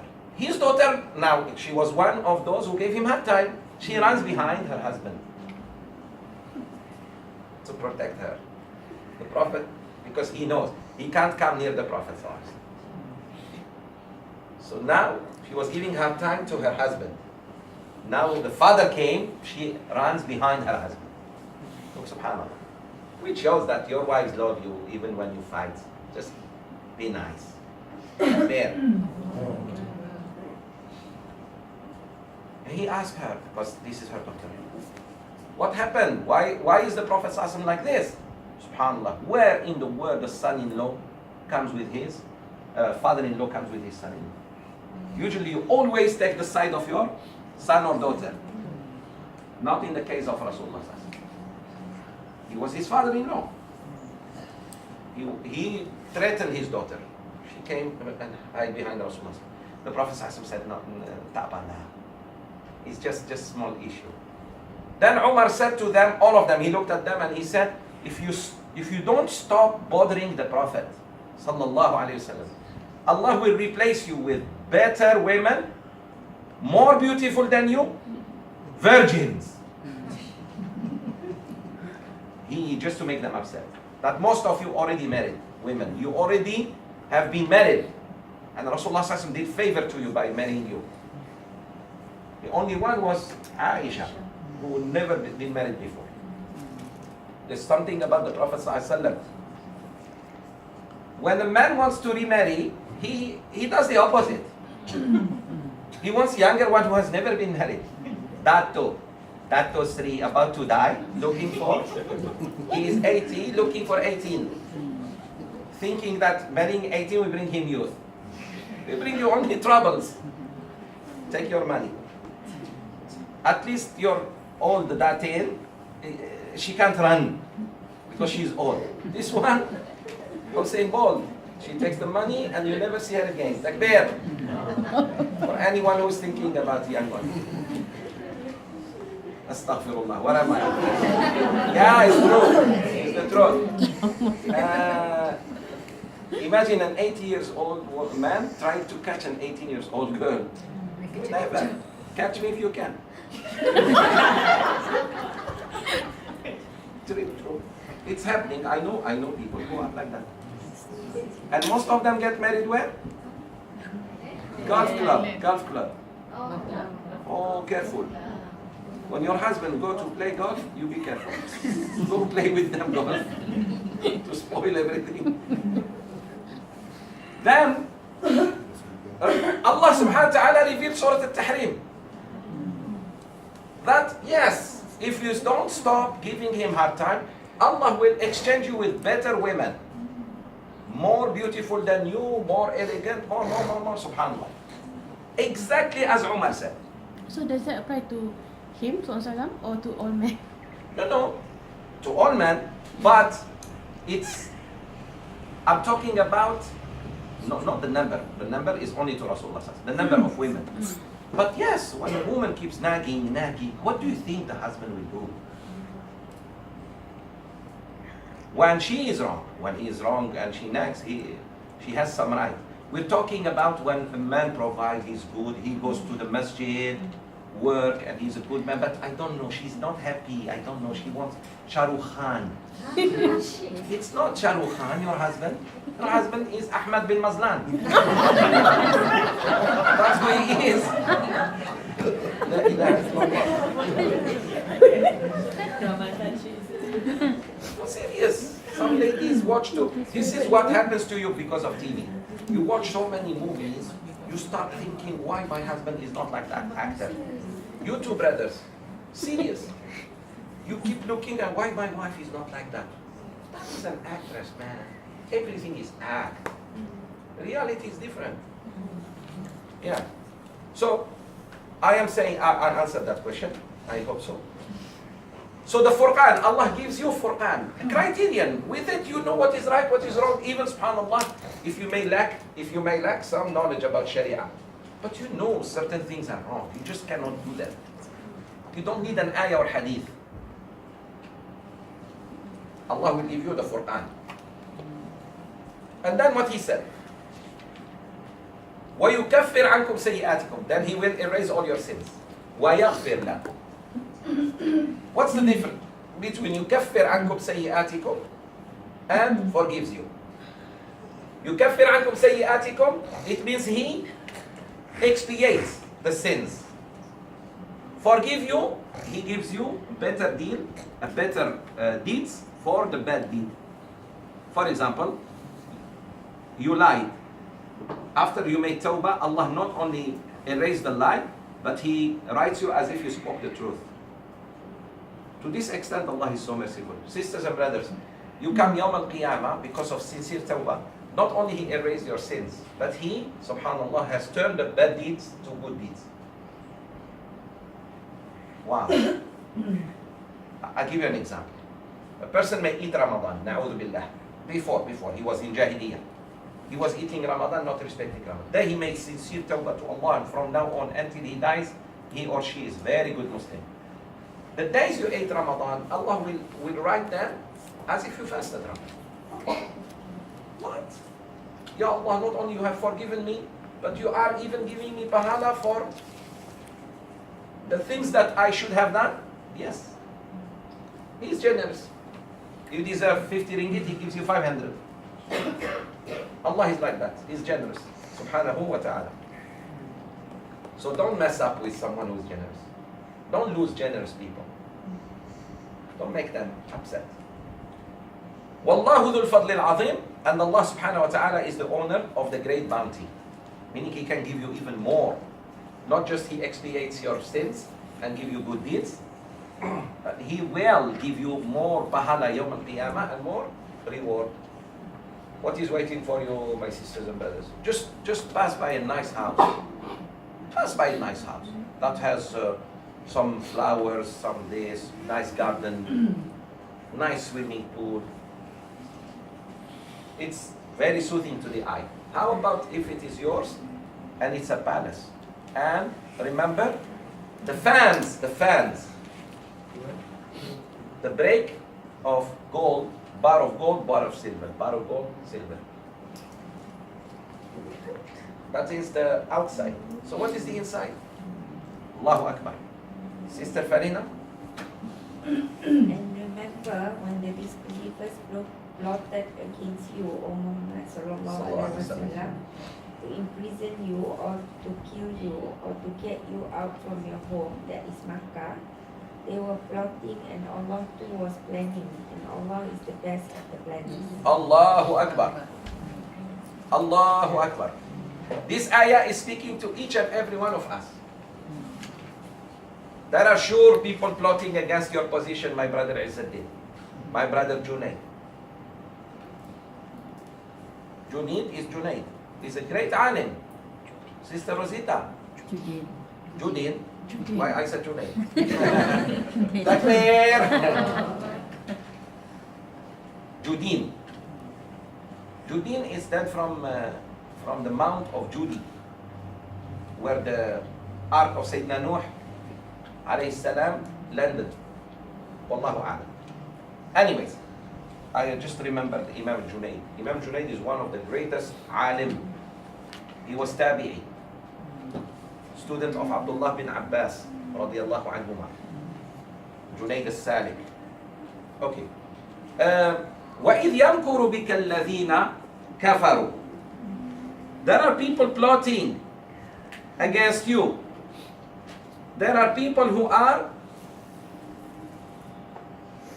thinking of harming you, O Muhammad, and all you who follow Muhammad sallallahu alaihi wasallam. You too, at work, and there are people eyeing your position. There are people eyeing your jewelry, sisters, careful. There are people eyeing your husband. There are people eyeing your this, your that, your this or that. They don't care. They don't care. Allah says, and remember when the disbelievers plotted against you, O Muhammad, meaning Quraysh, to imprison you, they had three choices. Either to catch you and put you in prison, or kill you, or to get you out of your home. Sheikh Zoubir went to two. I went to two of these. I was in prison, alhamdulillah, and I was driven out of my home. Anyone doing da'wah and doesn't get tested, he's not doing da'wah. The real proof that someone, alhamdulillah, Allah has accepted his da'wah is he has to be tried. One of these three. The ulama will visit the prison, or be killed, or they be driven out from their homes. Some of them get 3, some get 2, some get 1. The one who gets nothing, He's not doing da'wah. There is problem in his da'wah. Maybe he's not sincere, Allah knows. But it is impossible for somebody doing da'wah and he will not be hurt. Either prison, which is the first thing the kuffar think of, is to silence that person, put him in jail. Do you know how many alims are in jail in Saudi Arabia? So-called Saudi Arabia that you think is the carrier of the flag of Islam and this and that. May Allah change that. Ameen. How many ulamas are in jail? Yesterday, one alim was taken to mental hospital. He had a stroke and they did not attend him. When he woke up from his stroke, he was talking nonsense. Great alim. But we don't hear these things. Because they don't want to give the fatwa the way the leader wants. To imprison you. Or to kill you. They wanted to kill you. And they wanted to kill him. Remember, that's why he went hijrah to Medina. The night they wanted to kill him, Allah saved him. Or to get you out from your home, which is Makkah hijrah. So when they force you to leave, they give you few days to leave the country or to this. Most ulama are like that, my dear brothers and sisters. Most ulama are like that. And those ulama are ulama. When you see alim being tested, then alhamdulillah, thank Allah. He is on the right. If he is just everything becoming easy, even cars coming, Rolls Royces coming to take him to the palace, this is all nonsense. Sorry, this is it. The deen of Allah is like this. Because at one time you have to clash with the people of desires. You have to. وَيَمْكُرُونَ وَيَمْكُرُ اللَّهِ وَاللَّهُ خَيْرُ الْمَاكِرِينَ. They are plotting and Allah is plotting. And Allah is the best of those who plot. So if anyone is plotting against you, remember this ayah, sisters, brothers. Remember this ayah. وَيَمْكُرُونَ وَيَمْكُرُ اللَّهِ وَاللَّهُ خَيْرُ الْمَاكِرِينَ. They are plotting and Allah is plotting on your behalf. وَاللَّهُ خَيْرُ الْمَاكِرِينَ. And Allah is the best of the plotters. No way. Allah is with you. Just fear Allah. Don't harm people. Don't sin. They were plotting. Now look at them. The people who were in jail are out, and those who are out may go. Subhanallah, Allah is. We can see it. I don't have to bring you stories from Fir'aun and Musa alayhi salam. No. Here, in today, in Malaysia, in Algeria, in Morocco, in Tunisia. You can see it. Maria, go ahead, Sister Maria. And when our verses of the Quran are recited to them, they say, we have heard this, the Quran. If we wish, we can say the like of this. This is nothing but the tales of the ancients. Very good. When Rasulullah used to recite Quran to them, like some Muslims today, when you read, they feel like annoyed. There are people, when you read Quran, they feel annoyed. You know why? Because their qareen. Qareen is strong. You know, every one of us has shaitan. When your shaitan is strong, he can't hear the Quran. So you feel uneasy. You just want to turn off the TV or change. TV 14, Hijrah is what? 14? 114? I don't even. You're watching and then you feel like, why? Let the Quran. It's your shaitan. There are people, when you read Quran in front of them, they become uneasy. They want to leave. You can see it in their body. It's the shaitan inside them, the qareen. There are people love to listen because the qareen is weak. He obeys you. You take him to the masjid, he goes. You bring him to class like this, he comes. He resists before you come, especially in Ramadan. He says, not yet. And if you have 6, 7 kids and you want to bring them, 6, 7 qareens. Have you seen? When you're taking them to the masjid, everybody still remembers something. When you go into the mall, the qareen already in the mall. La ilaha illallah. وَإِذَا تُتْلَى عَلَيْهِمْ آيَاتُنَا. When the Quran is being recited to them, they said, we have heard such things. These are just the tales of the ancient. We can bring something like this. So they have that attitude. There are many Muslims today, when you read Quran for them, they say, these are all stories. Hudud law was in the Prophet time, sallallahu alayhi wasallam, they say.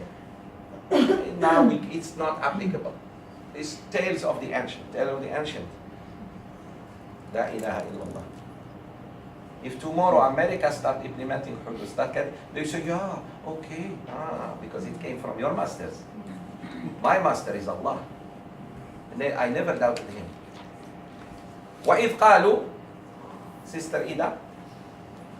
And remember when they said, O Allah, if this the Quran is indeed the truth revealed from you, then rain down stones on us from the sky, or bring on us a painful torment. Na'udhu billah. Look at such arrogance. Yeah. The kuffar of Quraysh said, okay, oh God, if this Quran is truly from you, this Quran and this man, Muhammad sallallahu alaihi wasallam, if the Quran is really from you and Muhammad is truly your messenger, then send rocks on us. What? Do you know what you're asking? Do you know what does it mean if a small stone falls on you from the sky because of the gravity? Just small stone. How about a rock? It will pierce your head. They will find it in your throat if it comes this way, because the speed, like a bullet, it goes this way, it's in the throat. How about that? That small stone. How about a rock? Na'udhu billah. So they look how arrogant they were. How adamant. They don't fear Allah.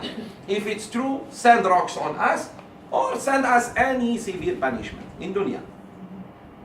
But Allah said, this is why He's not going to do that. Look why God doesn't do that. Otherwise, any nation who ask Allah for punishment, Allah gave them punishment. Remember the people of Nuh? They said, يا نوح قد جادلتنا فأكثرت جدالنا فأتنا بما تعدنا إن كنت من الصادقين. Oh Nuh, you have been quarreling with us all these years. We don't want to believe. If you are a true prophet, bring what you are promising us. Because he was telling them, if you don't, Allah will send you punishment. My people, my people, my people. They said, okay, bring it on. Good. قوم صالح عليه السلام. ثمود. They said the same thing. قوم عاد. Sayyidina Nuh. قوم, the people of Hud عليه السلام. عاد. They said the same thing. Fir'aun told Musa عليه السلام, bring it on. Allah brought what they were afraid of. People of Lot عليه السلام, the first homosexuals, they said, we don't care, we will still do whatever we like to do. Bring it on. Allah sent the punishment, but not with Quraysh. Why? Look at verse 33. Sister Fazila. And Allah will not punish them while you, Muhammad sallallahu alaihi wasallam, are amongst them, nor will He punish them while they seek Allah's forgiveness. This is the meaning of وَمَا أَرْسَلْنَاكَ إِلَّا رَحْمَةً لِلْعَالَمِينَ. You all know this verse. We did not send you, O Muhammad, but a mercy to all creation, not just humans. Alameen is not just mankind, you and me. Alameen also the jinn, the animals, the creations we know, we don't know. Allah said, Allah is not there to punish them while you are with them. Meaning while you have been sent to them. You are the mercy of God, so He is not going to do that. The second one, as long as also you are with them, Allah is not going to punish them. The second, and Allah will not punish people who also say Astaghfirullah. So Sayyidina Umar radiallahu anhu, after the death of Rasulullah sallallahu alayhi wasallam, he cried, and they asked him, O Sahib Rasulillah, why are you crying, O friend, companion of the Prophet? He said, كان في الدنيا أمانان. In dunya there were two securities. Allah took one, and there is still one. They said, what do you mean? He said, the first one is Rasulullah. When he was alive, the whole world was safe. Because Allah wouldn't send a major destruction on earth as long as the Prophet is on earth. Number two, We still have, alhamdulillah, one. One was taken, the first security was taken, meaning he died. The second one is istighfar. Allah will not punish you as long as you say astaghfirullah. So learn this, children. Always say astaghfirullah, astaghfirullah, astaghfirullah. Allah will never harm you. He will never hurt you. No matter how naughty you were. After naughtiness, say astaghfirullah wa atubu ilayh. But doesn't mean you keep doing it, huh? Astaghfirullah means khalas. Don't fight with your brother every day and say astaghfirullah. Come, let's fight, astaghfirullah. Ah.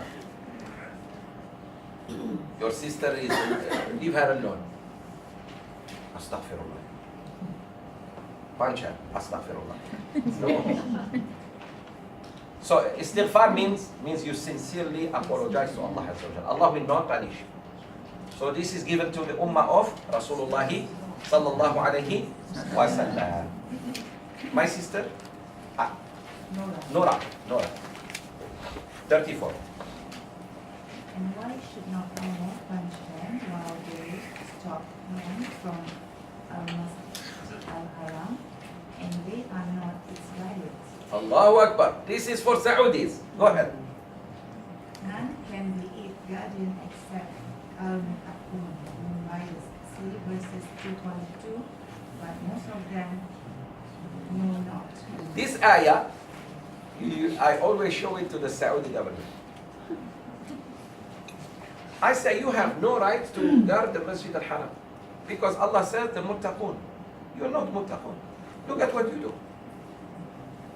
You know what they do. You have no idea what they do overseas. Even in Saudi Arabia now.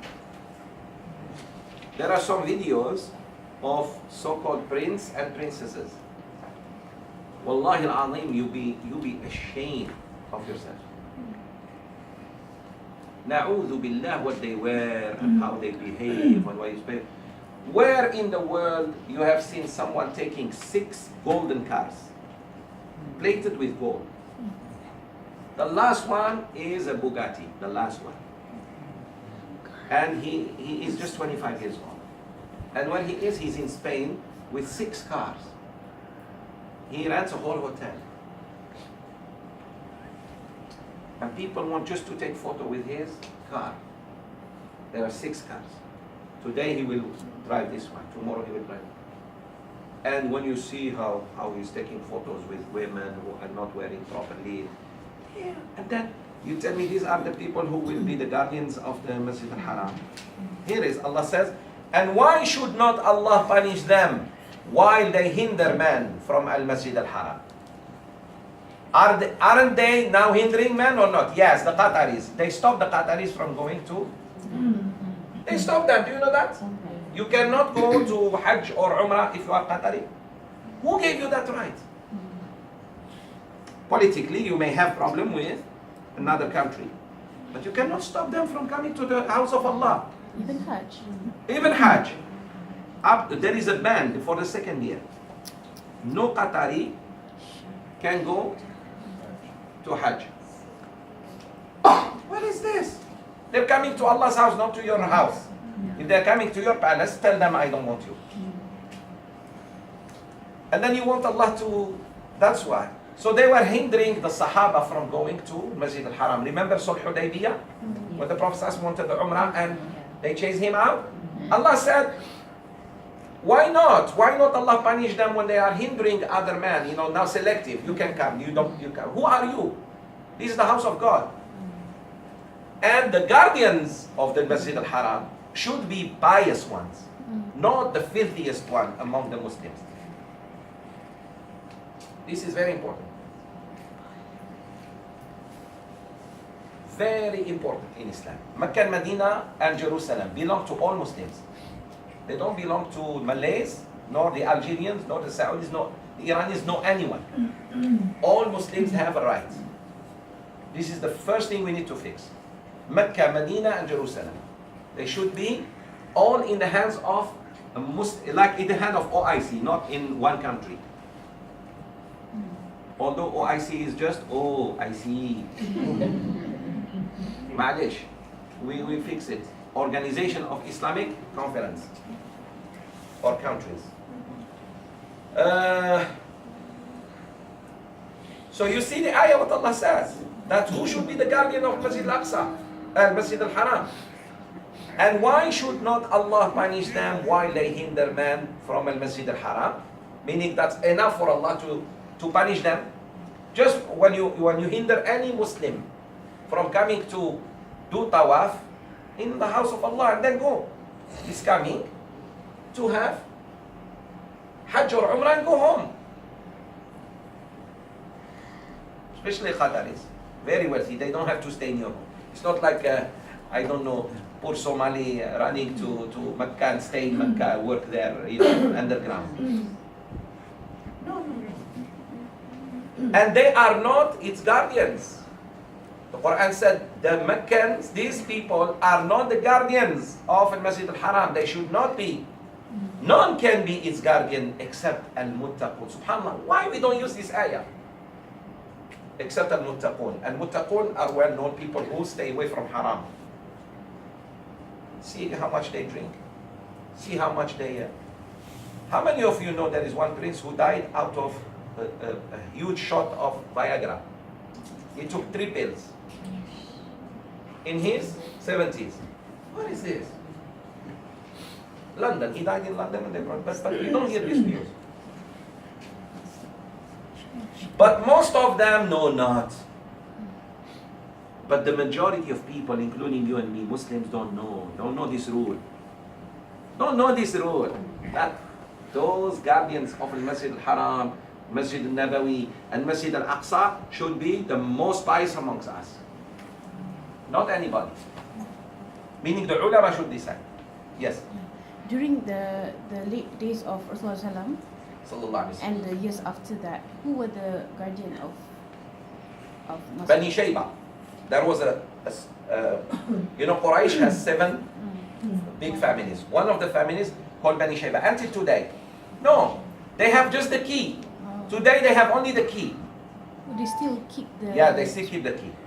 Because the Prophet ﷺ, the Prophet from Bani Hashim, he didn't take the key from them.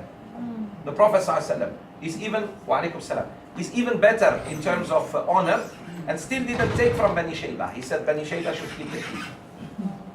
Allah subhanahu wa ta'ala gave them that honor. Keep the key. But today. But no power. The key, they don't let you go in. You have to go to them. I can give you the key, but I don't let you walk into your house. So to people, oh, Sheikh Zoubir didn't take her key from her. But I'm blocking the road there. You don't know. Last ayah.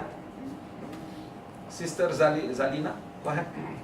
The salat prayer at the house of Allah, that is the Kaaba at Makkah, was nothing but whistling and clapping of hands.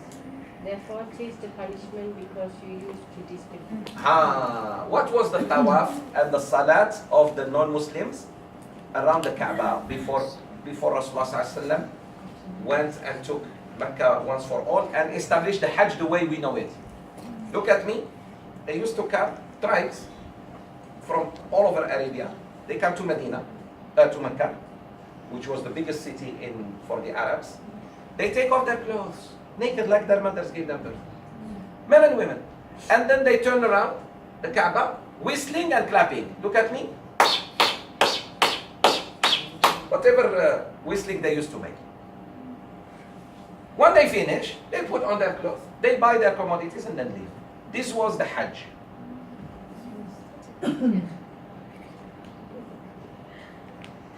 The one who told them to take off their clothes must be the advisor of Shaitan, not just Shaitan.